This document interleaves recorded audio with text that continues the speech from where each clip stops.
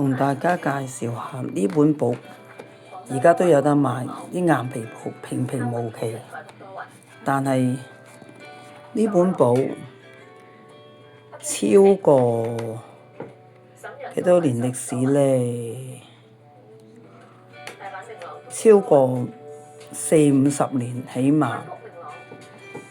呢啲字叫做花碼字，呢本係數簿，當年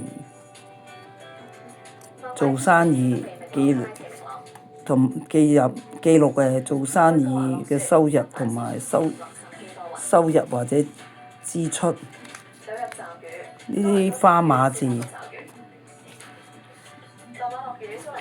已經係幾十年歷史㗎啦。呢本簿收埋咗好耐㗎啦，一定超過40年。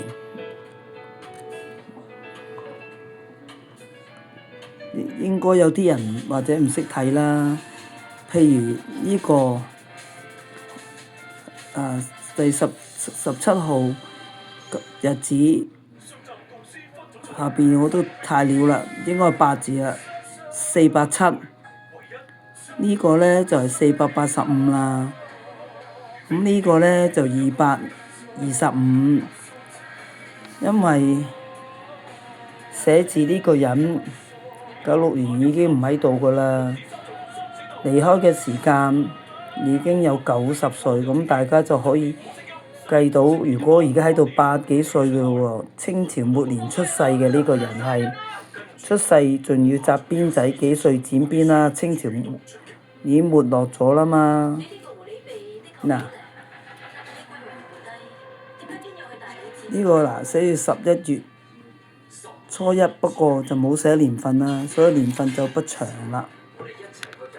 呢個以前興供餅嘅喎，月餅會喎，嗱寫住餅會供，咁啊到中秋節嗰陣時咧，咁就一份就唔記得啦，10盒月餅，半份就5盒啦，咁樣同埋會可能送隻豬籠仔，有隻豬仔月餅喺入邊㗎。嗱，煤氣就交呢度寫住啦，1984年啩，呢個好似係8字啊，1984年1月7日用煤氣咁樣，呢度就寫住餅會啦。咁樣咧就喺深水埗。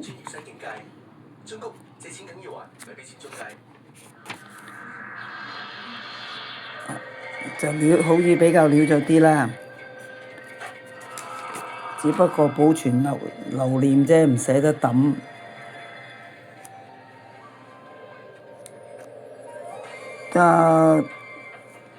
太料啦，有啲字都睇唔到寫乜嘢。呢度呢啲都係花碼字啦，呢啲字呢就係另一個人寫嘅，所以筆跡就唔同啦。嗱，呢度寫住1983年，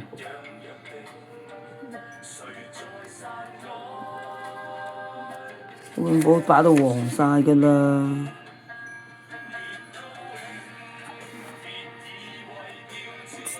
只係唔捨得抌，有紀念啫。嗱，呢度寫住做生意啦。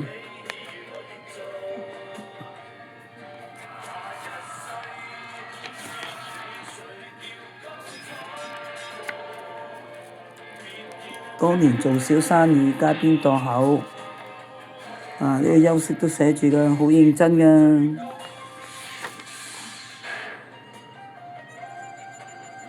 同大家介紹到為止啦，拜拜。